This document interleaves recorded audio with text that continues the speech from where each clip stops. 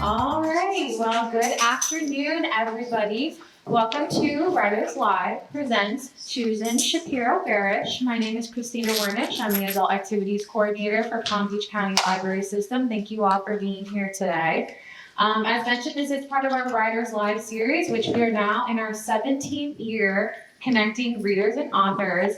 And today is actually the last one of the 2025 series. So stay tuned for 2026. Thank you all. And some of you in the audience have been to several of our events over the past 4 months. So thank you all for being such a huge support of this series. I would like to recognize the Friends of the Palm Beach County Library. Without their support, these events would not be possible. If you are interested in learning more about the Friends of the Library or making a donation, we do have some pamphlets over here on this table that you are free to take home. And I'd also like to thank our friends at Murder on the Beach, who is our bookseller for today, and big supporters of libraries and our library events. And copies of Susan's latest novel, Estranged, How Strained Female Friendships Can Be Mended or Ended, are available for purchase after the Opera Top 4 book section. And a little bit about our special guest. Susan Shapiro Barash has written over a dozen nonfiction books, including Tripping the Prom Queen, Toxic Friends, and You're Grounded Forever, but first let's go shopping. For more than 20 years, she has taught gender studies in the writing seminar department at Marymount Manhattan College and has guest taught creative nonfiction at the Writing Institute at Sarah Lawrence College. Her fiction, including A Palm Beach Wife, A Palm Beach Scandal, and Mirabelle Shadow, is published under her pen name, Susanna Marin. Without further ado, please give a warm welcome to Susan Shapiro Barash. That's fine. So I think this is like the third time I've interviewed you, but this is technically the first time I've interviewed you for your nonfiction. And yeah, we've only ever done fiction books before. We did the last two. Can you hear me? Yes. Okay. Yeah, we did the last two novels, the Palm Beach novels. That's true. Yes, we did. So this is kind of like a first for us. And just a quick little summary of her latest novel, which is Estranged. Not a novel. Sorry, nonfiction book. How Estranged, How Female Friendships Are Mended or Ended. The book takes a deep dive into the complexities of female friendship and what happens when these bonds sabotage support. The book consists of 150 interviews of women that range in age from 20 to 80. And they discuss their relationships about their friends, sisters, and she even has some interviews in there that have two sides of the story.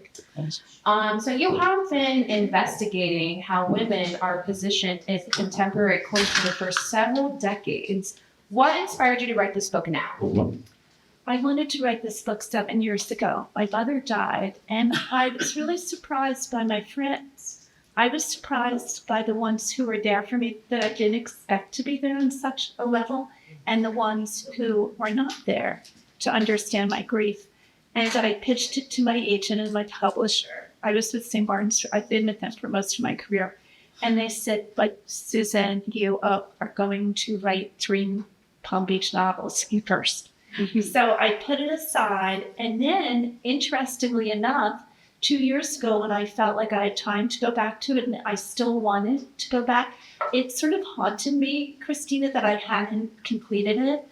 I realized how much the world had changed. So my thesis and my conclusion ended up being different. And I think that had a lot to do with 2 big events in our lives. One was how the last 2 elections, so at that point 2 years ago was that first election in 2016, had really become a divisive measure. And women were saying, I don't talk to my friend because we're no longer and never, or maybe never were, politically aligned, but now it's a deal breaker. And then COVID came, and people had time to reflect and to see who was there for them in other ways than ever anticipated. And that really changed how it started to play out, how the book came to be. As I mentioned before, you taught in the writing department at Marymount Manhattan for over 20 years. Can you mention some of the studies that you did that fuels your nonfiction books? So when I taught gender studies, because that was my topic, that's how it was constructed at Marymount. You were in the writing department, you were writing faculty, but you had to choose a topic. So I taught gender. In those days, before even gender became so incendiary, what I was really looking at with my students was how men and women are positioned in contemporary American culture.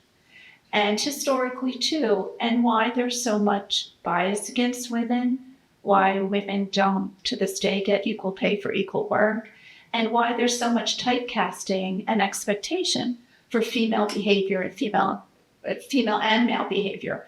And that was plenty to look at. So during that time, I wrote a book on mothers-in-law and daughters-in-law, female rivalry, which you mentioned, trimming the prom queen, book on sisters devoted or divided, the mother and daughter book, You're Grounded Forever, but first let's go shopping. And with every book, I was trying to understand how women have a voice. And so probably the most provocative book that I ever wrote, and I even wrote a book, I did a 30-year study on female infidelity, and it became an iHeart podcast 2 years ago. However, the book that was most provocative was the book that I wrote about why women lie and keep secrets, and the fact that we do it because so many times we don't want to be judged. And that's really how women are placed in this culture, despite great gains. So as a professor, I worked with the students, but I was always under contract for the next nonfiction book. Awesome. I love that you've spent so much time studying or teaching gender studies, because that seems to be a topic that we're trying to get rid of. Well, let me say this. By the end of before COVID, and that's when I left Marymount and I didn't go back. And for the first time, I was a full-time writer. I became a full-time writer. I had students who were emailing me, and instead of emailing me about an assignment, they were really asking, should I trans? And that's how much things had changed. And it was really shocking. And I went to the dean and I said, what do you think? And he said, the world is changing. You're just the teacher. But it's how students were thinking. And that's what was so surprising. So we saw a lot of shifts. In fact, I think that probably happened when Caitlyn Jenner, when Bruce Jenner became Caitlyn Jenner. And that was kind of an premature that it was okay to talk about that, because I really had not seen it. And there was so much to talk about just in terms of how women navigate a path long before, forever, how we've had to get through it. So here we are with your latest nonfiction, Estranged. As I mentioned, you've done so much research for this, and we have a ton of interviews in the book. Can you talk about how you did your research, and how did you find all these women to do the interview portions? Well, when I started years ago, when I was very young, and I started with my first book, the world was so different that I put ads in newspapers across the country. And then I asked all my cousins and friends across the country to put, the little note up on a bulletin board at the Y or at a women's gym. That's how long ago it was. And then I would network. And that really worked well. Today, you just post online and people answer. It's just so different. It's expedient, it's fast, it's also not quite as personal. And then everyone has their friend. I was looking for a very diverse group of women in terms of course, you said age, but race, ethnicity, religion, level of education, social strata from cities, suburbs, towns, rural areas, because I'm convinced with all the books that I've written about women that the emotional longing of women has nothing to do with what you earn, or if you went to Harvard or you didn't finish high school. If you want your daughter to be closer, if you really don't like your mother-in-law or daughter-in-law, if you're having trouble in a marriage or someone's not fair at work, or there's bias against, women at work, it really doesn't matter, about the earning power or the education. It's all emotional. Yeah. as you mentioned, it's really interesting that you interviewed women in such a large age range, but on top of that, like you were saying, race, religion, social status, location. Did you Were you ever surprised that the women felt as they did at every age that they were, like the 20s versus the ones in their like 70s? In this study, Estranged, I was really surprised at how we get older, but we don't always learn, and how as we start new phases of our lives, because women are all about reinvention, right? So we reinvent ourselves and our identity. For so many women, there's this kind of mirroring reflection of a friendship. So, you're young, you're both in grad school. Oh, you're in the same career. Oh, you get married, you're single, you get married, you have children, you get divorced, you get remarried, you decide never to marry. But whatever it is, the friends often reflect our experience. Your kids are grown, you have grandchildren, whatever it is. And so we're always in new phases and we meet new people. Longevity has a lot to do with it, the way that we keep on going. And so we meet or we move away, we meet new friends. So what's interesting is that we want these very close friendships. Christina, this study book is not about the friend you walk with every day, unless she's your bestie. This is about the closest friends we have, a dyad, the two of you, where you're so close that you share secrets and then something really explosive happens. Could you share a few of your stats with us that you found during your research? Right. So 88% of the women with whom I spoke said that they indeed had a problem with a friend, and over 60% felt that they wished they could estrange, and felt they could leave, they could break up the friendship. Like estranged. 79% said that it was a positive experience, and that's my new find. That was what was trending in my research, not 7 years ago, but 2 years ago when I finally got back to it. The pool of women I spoke with in the last 2 years said, you know what? I would have thought I was a failure 10 years ago to leave this friend, but after what's happened to the world, I'm fine leaving. I'm okay. I can do it, and I actually feel stronger or more powerful. In the book, you identify 7 classic scenarios and how they affect us. And I'll do a quick list of the 7 scenarios. You have the faithless friend, the wayward friend, the diametrically opposed friend, the flippant friend, disparaging friend, the green-eyed friend, and the thieving friend. How did you create these types? I really came to these types by listening to the women's stories. And after they described their experiences, I thought, oh, this one fits into the flippant friend. This one fits in. And curiously, all different aged women fell into each of the categories. And some of them we've known forever. Like, we know what a green-eyed friend is. We know what a thieving friend is, a friend who steals your idea, or maybe your partner, or your new best friend. Maybe you bring someone into the mix. So we know those, but there's a lot that I heard about respect. Excuse me, I don't know what a green-eyed friend is. Oh, jealous. I'm sorry. But women are now very aware. Women of all ages, even if they're in a suboptimal friendship, they're keenly aware. So they're saying, this friend doesn't respect me as I respect her. And that can be a deal breaker. And it doesn't have to be some blow up. It just can be cumulative until you finally say, I don't feel like I count. Or a friend who's critical, hypercritical. Women now seem to have had enough of that.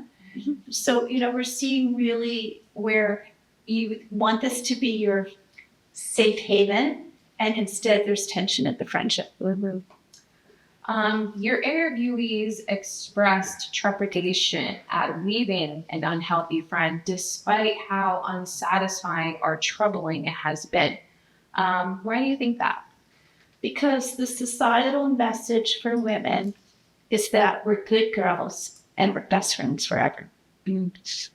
And, think Golden Girls, think Sex in the City, but don't think Desperate Housewives. Remember how they treated each other. But so we're told that these friendships really, really are meant to last. 75% of the women in my study said that it was harder to leave a best friendship, even though it had very serious problems, than to leave a romantic relationship. And that's also because our society endorses, I didn't say they laud it, but they endorse divorce. We understand it. We understand when a marriage breaks up or a long-standing, monogamous commitment. But best friends, they're supposed to be there when that happens. When you get divorced, that's who you count on. So the messaging is part of the problem. And also, a lot of women work within a group of women. They have maybe their bestie, but in the group. And there's trepidation is really because you might lose the whole group. And it's a very coupled society that if it's friendships, including friendships. So we really like to be very connected. So it's hard to disengage. There was actually an excerpt in the book that I wrote down that really struck me, and it's Diana Nash, who is a grief expert, notes that we must distinguish between mourning for a deceased friend versus a close friend who is no longer in one's life. If the person is gone because she's passed away, she is physically gone. So when it has to do with a relationship, it can be worse because the person is gone from your life, but still walking around and here with us. So that was something that... Yeah, there really is a grieving process. It really is like the 5 stages of grief. And it's real loss. It's not like these women cavalierly estranged. It's that they feel they finally can. It's not that they're, looking at it in any way, but with the depth of the loss, and they understand that. So it's a kind of risk reward, if you will. So that's part of it. So there are sister stories in this book as well. There's actually one in each chapter. What are the differences between sister breakups and best friend breakups? So why I decided to include sisters is because so many of my interviewees, all different ages, said to me, oh, my best friend is like a sister. Or some of them said, and I had written a book years ago on sisters called Sisters Devoted or Divided. And so some of the women said, because I have 2 sisters, I don't need to have a best friend. And then those would implode. And then they would look for that kind of closeness, that bond with their friends. So I wanted to see the difference. And let me interrupt myself to say one thing. There are several books, maybe many books, on family estrangement. And when I was doing my research, I read them all. And this is distinctly different because family is assigned to us and our friends are by choice. Good. But the sister stories were, again, female stories of real loss and disappointment. You suggest that some female friendships, as important as they are, have an expiration date. Why do we doubt this? We doubt it because, again, that's societal prescription that our best friends are forever, that we can't really be without them, and it will always be a kind of we're a united front. But this is in the book, Margaret Mead, the great sociologist, said that she was once interviewed and by a journalist, and the journalist said, how do you feel about your 3 failed marriages? And she said, you mean my 3 successful marriages? Women need to understand that marriage is turned on. And I think that same application is correct for female friendships. They don't really need to go on, but we think that they will. We assume, and that's part of why we're so upset when they don't work out. It's so perplexing. Well, could you cite several reasons of why women friendships end up breaking up? Based on my research, these friendships break up because of a betrayal, where there's no more trust. Shocking for some women, because they've been lied to, because they've been excluded. So as I said earlier, women always like groups. So I interviewed a lot of young women talked about this. The friend says, I'll meet you Friday night, and then something better comes along. So that kind of lack of inclusion, which is hurtful, and also the hierarchy of it to do that. So those are really the problems. And then oftentimes things become very triangulated. So two friends, then a third friend, and it really causes trouble. Or in my very first chapter, I look at women who say everything was going along with my best friend just swimmingly, and then I met a man, or I, turned out to be someone who didn't want to do what she wanted. Our values weren't shared anymore. And so then it really breaks up the friendship. Or I moved across country. She thought it was a betrayal. Like that. I was surprised at how many of the interviews that I read that had the reason for the friend breakup was a partner. Whether it was, I found someone and I don't need friends anymore because I'm getting married, or like you said, the thieving friend who just steals the partner. That's a real deal breaker. There were actually quite a few of those. They were juicy, but terrible. So you write about the estranged, or the estrangee. The estrangee is the recipient, and the estranger is the person who starts it. She starts the process of leaving. Yeah. Let's talk about how that plays out. Very few interviews in this book where the two friends sat down or had a phone conversation and said, this isn't working out, which is what we would probably do, at least in the beginning of a romantic relationship that goes south. So there were real confrontations. Women don't love confrontation based on my research all these years. Don't love conflict, try to avoid it. So what happens is the estranger is the one who, shall we say, hits her limit. And then the estrangee is at the receiving end. And oftentimes, I even have a section in the book about it, excuse me, there's ghosting because we don't want to sit down and say, no more with you, like that to the friend. So instead, they just kind of do a slow fade, and we're all familiar with that. And then finally, it becomes apparent that the friendship is no longer needed. Your research uncovers the disappointment and the betrayal in the female friendships. Then, in a new twist, the estrangement follows. What are your thoughts on this step? Estrangement is really, really successful because by the time the women get to this point, they've had a chance to kind of do soul searching, to self-reflect as well. It's not a quick process, and it takes some real thought and experience where you really ask yourself some salient questions like, what am I doing with this friend? And whatever we had doesn't work anymore. And sure, I'm disappointed, but I also would be better on the other side.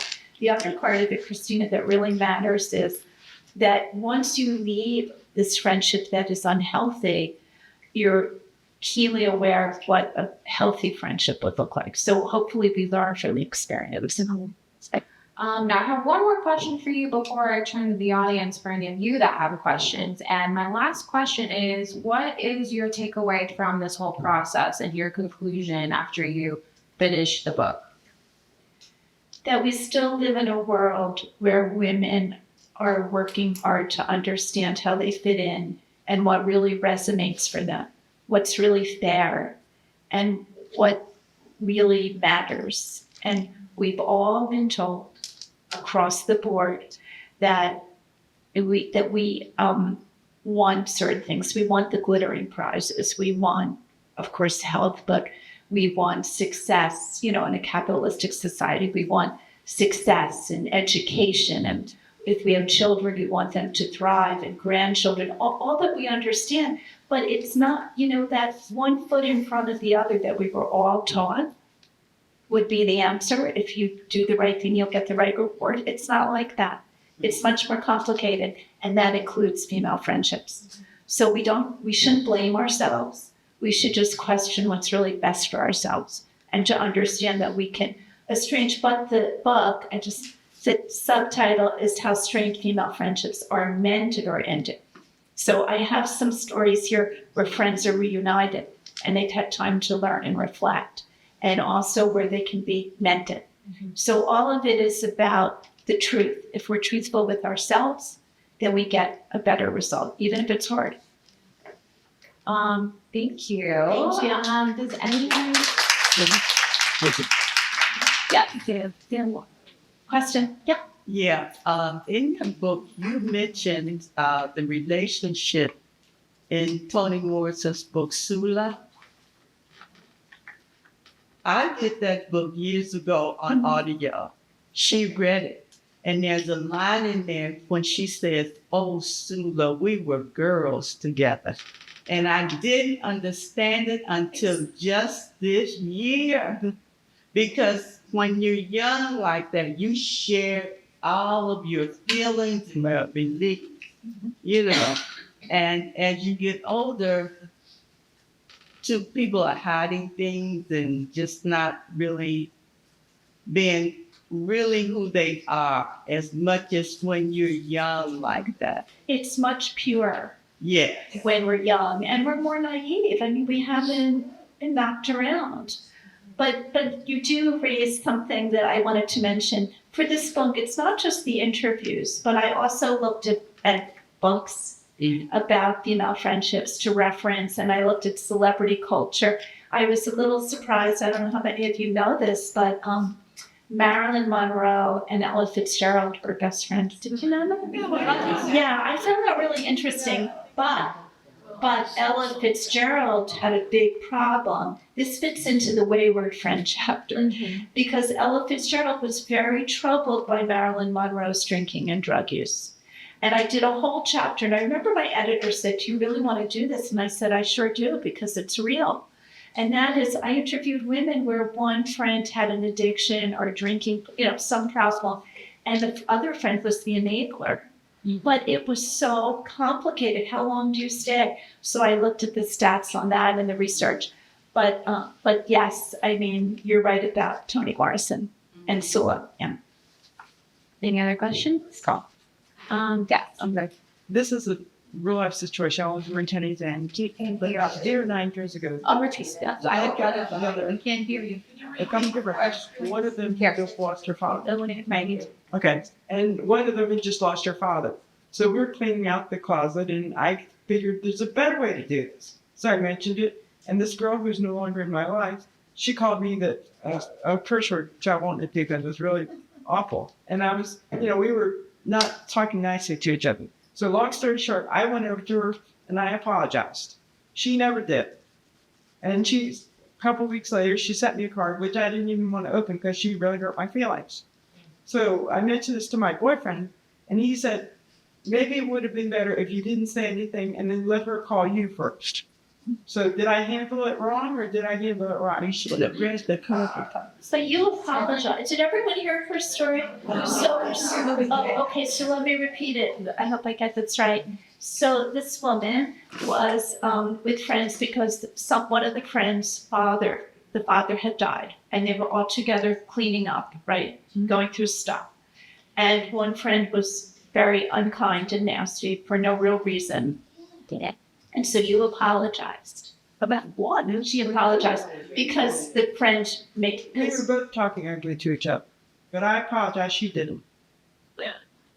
So this is one of those examples. Could have been her apology, and you didn't read the card. Right. Did you read the card? No, I was too hurt, and I just went back. So if I were interviewing you for my book, I would ask you, how friendly were you? Was this a really good friend? We had been friends prior to this incident. We had met bowling at a singles event because we both like bowling, and she offered me a ride, and we became real good, close friends. So we were really close friends until this incident. And then it just kind of... And it was a few years ago. About 9 years ago. Something. And, okay, so here's the question I would ask if I were interviewing that. Are you sorry? Are you regretful? Do you miss her? Do you wish you were still in touch? All those questions. Then With our friendship initially broke up, yes. But today, I feel like I'm better off because I don't have that weight pulling me down. Well, this is a really good example of how we feel as women. We second guess ourselves because you just said, did I do the right thing? And my boyfriend suggested this. You can always get advice from the men. And so the question becomes, why do we second guess ourselves all the time? Why do we? All of the women in this book said, did I do the right thing? Did I not do the right thing? I should have, I could have. So that's kind of how females are taught. It's the kind of nature-nurture thing. So if you're okay today, I would say that you're okay.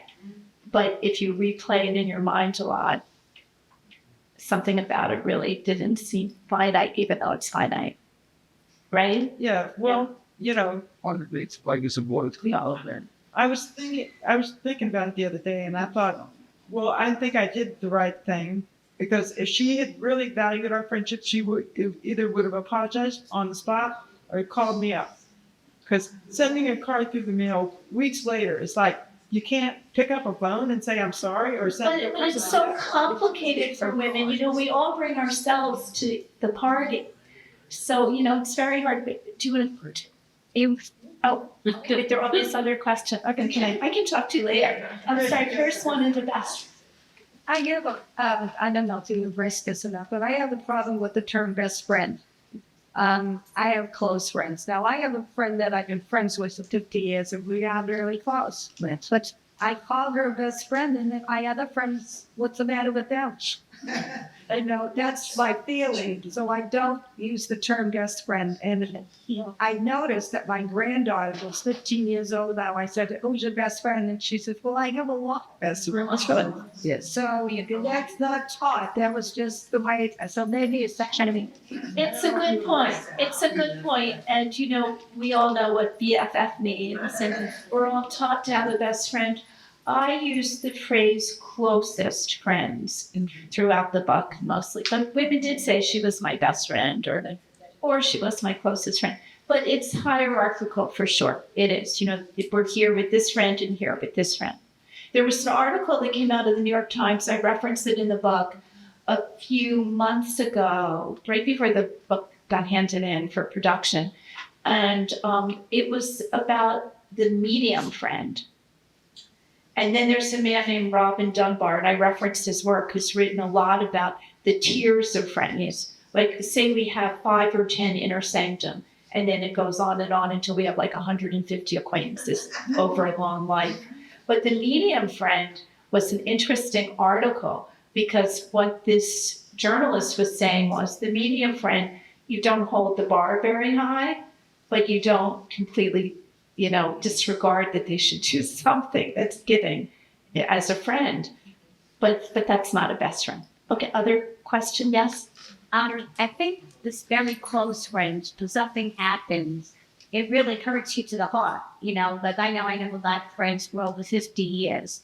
And I feel like I would never stop being friends with them, and they would never stop being friends with me. And we've been through ups and downs together, in all days. But we always give the benefit of the doubt that something's going on in your life, and you may not always act right, they may not always, but we feel like we do have, that connection with some newer friends, who are still, you might have 20 years, 30 years. It's not always that same connection. So it's a little bit easier, I think, because they're not really as much a friend to be apart as, these other friends. But it's very complicated. I think that friendships and groups of friends and, sometimes if you win one friendship, a whole group is going to be kinds of offended. That's a big problem for so you may not want to do that. You may not do, if it was just you and that friends, you maybe would have behaved differently than if it's part of a group, because you don't want to break up the group. You don't want to make people choose sides. And so you just kind of go along with it or resolve it. Yeah, the whole belonging thing is very important for women. It really matters to them, and you don't want to jeopardize it. You just don't, so you have to think long and hard about how much this friendship is failing because you don't want to be taken out of the group. It's true. Well, what's the problem? You know, Right. It is. Yes. yeah. So, to use your word, I've been estranged and clueless as to what happened. I have reached out to her. We've been friends for 30 years, and I'm talking really close friends, where she would call me several times a week and talk a lot about herself, her family, and I'm a good listener, so I listened, et cetera, But I had, I got something out of the relationship as well, because we did a lot of fun things together and that kind of thing. And then all of a sudden, I realized she stopped calling me. And I reached out to her many times by phone, text, etc. What's going on? Her response is, I need to talk to you in person. Okay. We set dates and times to meet. She canceled every one of them. And to this day, I'm clueless as to what happened. This is really like a lot of the stories that I found in the book, where women don't really know what happens. And we ask ourselves, what happened? What really happened here? And sometimes it's just the friend is going through something. Sometimes it isn't really about the friendship and it isn't about you, but it sure feels like it is. Yeah. And it's very painful. It really is. Because I have nightmares about it. Wow. You know, but you don't have closure. You know, And she just told me, right, I could have dealt with it and changed if I did something. Well, that's what I said about women preferring to ghost or slow fade. They don't really want, and the stranger doesn't always want the closure. They just want to move away. Here's another question. I'm not sure if it's a question, but because of these two ladies, it's something that's going on in my mind. So I'm retired from New York and I'm here. And so is almost everybody I ever And so we, you know, like try and pick up, you know, you live here, I live here, let's get together. That's pretty great. But the question is, Summit. The questions are, did you do any research on when these friendships that were friendships because we were having children together, had the same job together, that's what the friendship might have started as. When you get to this stage of life, and you know the people 25, 30 years, I always say, like, they're not for me anymore. They're not where I am. But I don't want to throw something away that's 50 years old or 30 years old. And so in your research, have you done anything like on that? Right, where you grow apart. There really is that aspect of the friendship as you grow apart to the point where you're just not together anymore. Or do you grow apart but decide to honor what was? And so you see each other a little bit, but you're no longer exactly in step. Because women really like to be with people who reflect the experience.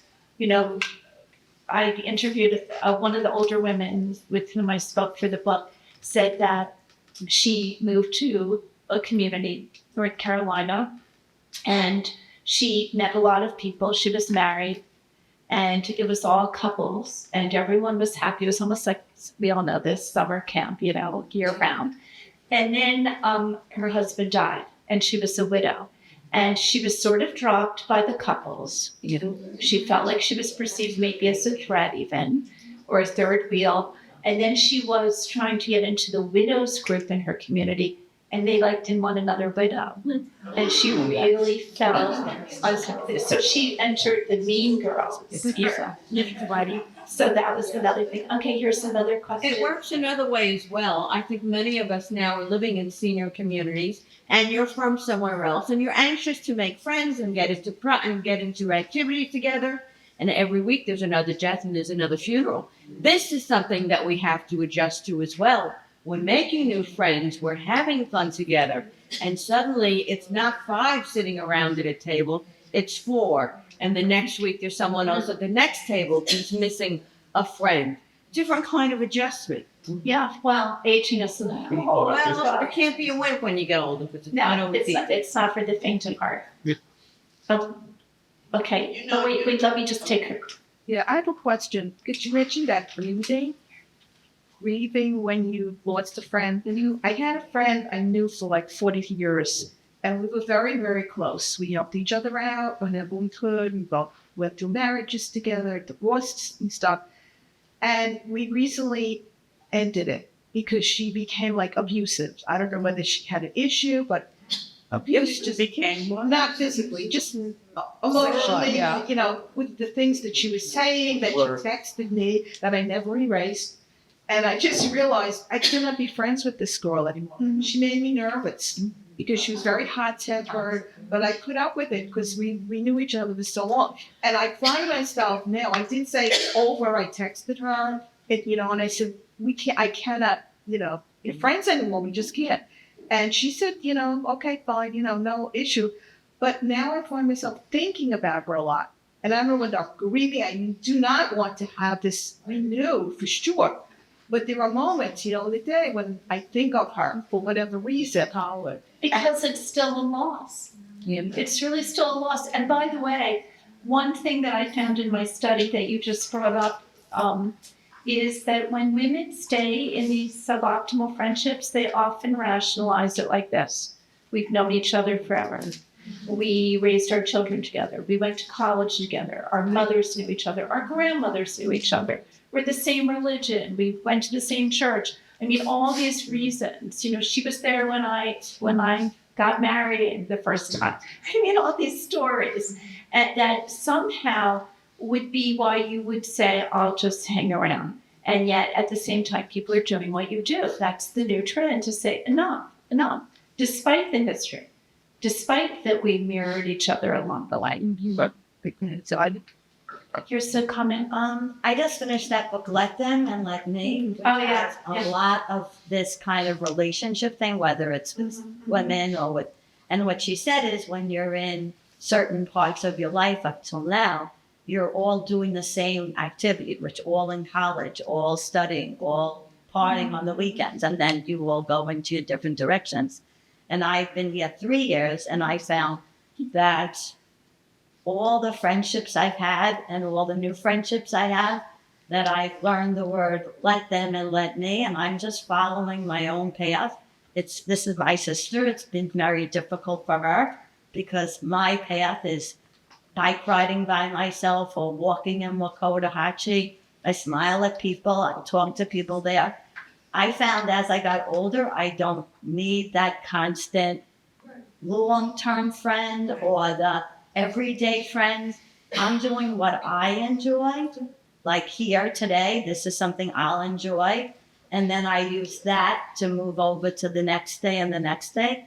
And I don't know if that's a detachment situation, but when you were saying, there's so many things that Florida offers. And if you find what you like I like ceramics. So I found a girl who likes it. And we're together because we both enjoy sitting and doing our hands or knitting and stuff.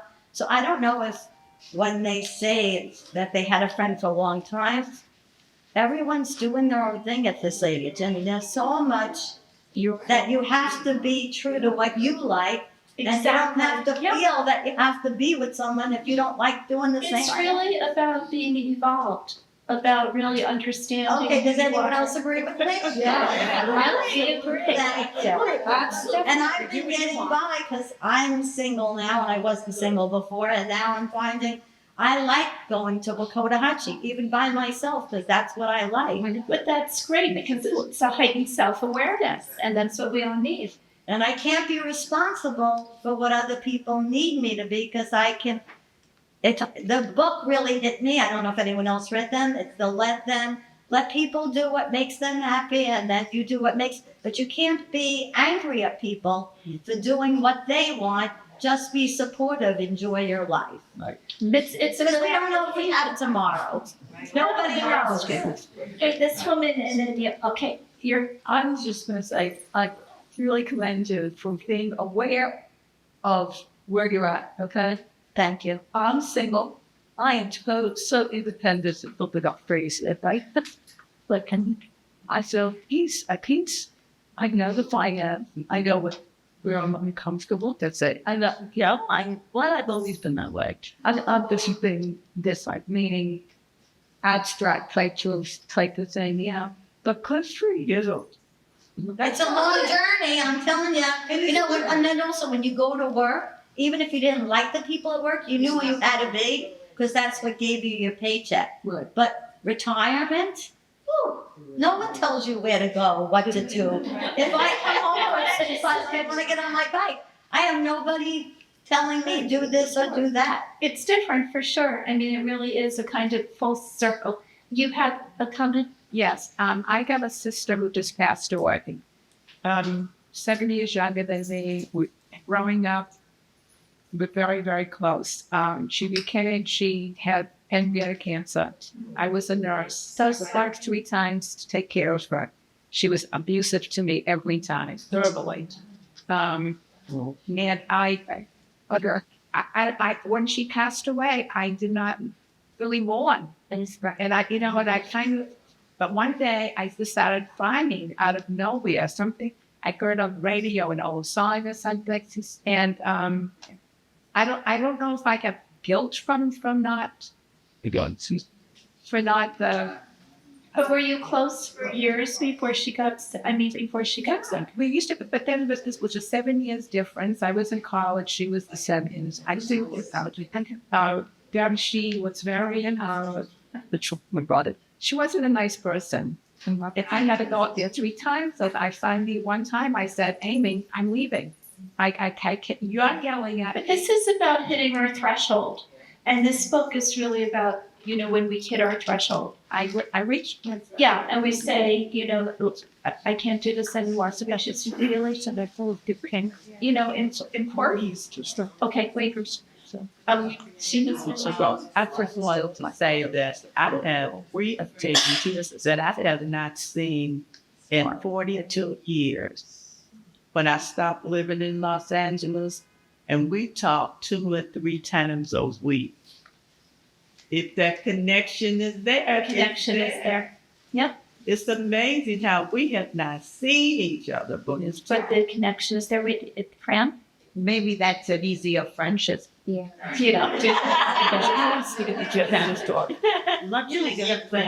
Wait, but we just need to hear from I'm surprised that you said that women will go to men and ask them what they think, because the friendships between women are so totally different than friendships between men. It depends on if there's a man in your life who mansplains you. You know what that means? You don't know. A mansplain. Yeah. You heard that expression, you know, sort of tells you what they think. Because that's what you said. You said that your boyfriend had an opinion. And I said, oh, yes, the men. I was being slightly sarcastic. Yeah, I think that that women really understand each other. Even if there's friction, we understand each other on another level. Because look at how we're positioned in society. We're all in it together. We really are. In addition, I did eulogy for her Estranged. And I said, she was my best friend. And then when I spoke to other people, they said, she was my best friend. A second person, she was my best, and a third person. And I said, that was in my eulogy. I said, I cannot believe that 3 other people thought Joan was their best friend, which says that she was so extraordinary. And to this day, exactly what's going on politically, I really miss her. Every day, because she's calling me discussing other things. So It's really hard. yeah. It's really hard. Okay, but I'm just trying to hear from people we haven't heard from yet. I was just going to say, I have, you would call her a friend, a neighbor, who is basically toxic and has a lot of mental issues. And the husband will call and say, oh, I can't take it anymore. And I'll hand it to my husband and say, I don't want to get in the middle. But like she called me in the middle of the night the other day to pick her off. I said, where are you? She says, I don't know. And then the husband will call and say she just jumped out of the car. We don't know where she is. And I mean, I said to my husband every day, something toxic. And I don't want to be bothered with her, but she is mentally ill. So I'm really, you feel guilty if I say don't call me again, but in the same sense, I've had enough. Well, that falls into the Wayward Friend chapter of my book. where you're with someone, but you're not really able to care for them the way they need to be cared for. Anyway, you're not the expert. And yet it's foisted upon you and you have a conscience. And I interviewed women like that. Here's someone in the back. I just have a question. I'm a little confused because I understand what you mean about somebody, let's say a male friend or spouse or whatever, maybe overstepping. But I personally feel if I have a question about something in a relationship, sometimes I will ask my husband, what's your opinion Of course. about this? But, I'll ask him directly, what is your opinion? I'm not just venting, I want to know his perspective. But that's a different thing. I think that's very different from a man sort of saying, here's my opinion without it being solicited. I would always ask my husband his opinion on really important matters, and I respect it. So yeah, I think that's valid for sure. Yeah. I haven't read your book yet, but do you have a copy of it, or do I have to do it on Amazon? You know, bookseller right there. Okay. While supplies Much better last. than Amazon. Much better. It's right here. Sometimes there's an opposite problem of where you could be in a relationship that you feel, get satisfaction out of, like repeatedly. And when you try to leave it, they kind of don't let you. They still argue it. And even when you say how you feel, they kind of try to dismiss it. Oh, you're just making the big deal. You just this and that. But if you always leave something feeling unsatisfied, right, it's time to walk away. But they don't always let you. But part of the, at the end of each chapter, I have a little bit of like how to, and ask some questions. Yeah. And one of the questions is, what does this friendship yield? What am I getting out of it? And what am I giving? And to really think about it that way, because the give and take is everything. It really is. You had a wait. I'd like to say two things, if I may. One, I want to comment about your friendship with the people, I had a best friend. She lived in the community that I lived in now. She was my high school friend. She was my best friend. For years, my best friend. I used to visit her. But, time to go, and I'd leave because I was visiting her. Then moved, same community. What do you think happened? She wasn't friendly. No, it wasn't. She wasn't friendly. The friendship was not what it was when the distance, the symptom study, it was a different friendship. It is a different relationship. And the friendship, we can still connect, but never on the same level. I wonder if it had to do with sort of turf. Maybe this was her. Right. No, it first of all, it was an illusion in my head of what I thought the friendship was. I blame some of it on the beach, okay? And then reality of what it really was when I was with her together. So sometimes facing reality is really a hard thing. And also, I think that remember I started the conversation saying I wanted to write this book because when my mom died and I was so aggrieved, I saw who the friends were, and I was surprised by some and disappointed by others. I think for women in particular, based on all my research, that it's sometimes only when it's great joy or great sorrow or a big change, those three things, that we understand who the other person is and who we are in that twosome, in the dyad, So time for what? Like one more question? Well, Fran? Yeah, we had a little group of 5 of us in our community. And we used to go out at least every other week for a lunch to the museums. It was like a little group. And then one of them said she's moving back home to Maryland. And I was going to miss you. And then she said, you got to make a party for us. Okay, so we asked all the neighbors, everybody's coming, and they started it. Well, we need this, we need that. I said, you know what, girls, she's moving. I don't know if we'll ever hear from her again. We never did. We never did.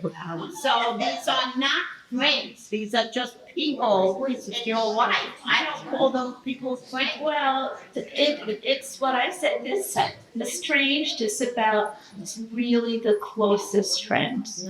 And it's not about circumstantial, or as I referenced that New York Times article, the medium friend. Sounds like medium friend. Yeah. So yeah, that happens too. There are all sorts of friends. You said you were an educator and obviously an author. But when you went to school, what did you major in? Here. She asked what she majored in college. Right. Right. And so I, much to my father's chagrin, I went to Sarah Lawrence. He wanted me to go to Penn. And I went there to study. And then I was really lucky because I had great teachers.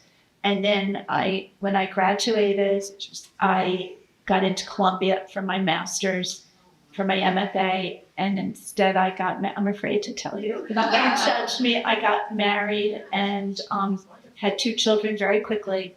And then woke up one day and I wasn't even 30. And I said to my husband, who died, but anyway, it was a long time ago. And I said to him, I really have never quit anything and I need to earn that MFA. So I ended up finishing at NYU and that's where I earned my, and then I, started teaching and I told him I wanted a 3rd child and I do have here. So that's my story. One more question. What is a friendship? What is a friend? Oh, that I can answer based on this book. A friend is someone who is so totally reliable and responsible to you and to the friendship, who is so trustworthy that you know that you are really in good hands.